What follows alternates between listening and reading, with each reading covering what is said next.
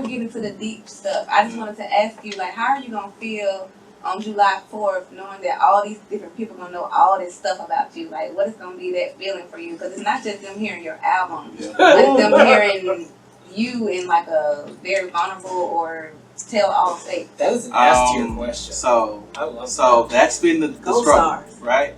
Not struggle, the challenge. I learned that term the other day. She in the back, she's not even listening, but it's just learned challenge. I said challenge instead of struggle. Anyway. For me, I've always been pretty honest, but but to a degree, it's like an onion with layers. It's like I can give you some of the layers, but it's still I got so much onion left. Like I ain't tripping, you know. And so even when I would step out on songs like Pride, when I'm talking about issues with my wife and things like that, which Fraser played keys on second page, or if I'm talking about me being in a job situation and knowing that I'm destined for more, but I need the money.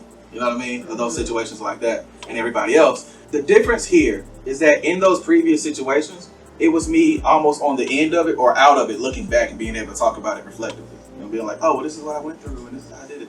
This project is me in the outer storm. It's a little bit more, because it's more turbulent. Like, everything that you've heard, even when we get to this part, all these razor sharp flows and stuff that you're hearing, that disintegrates. It's sluggish. Some takes ain't perfect. You'll hear it, but it's intentional because that's where I'm at.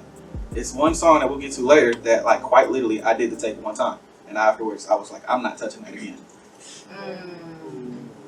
We'll get to it. So, where are we? These are just the vibes when you melancholy broke. Make the homies laugh when you stuck and trying to cope.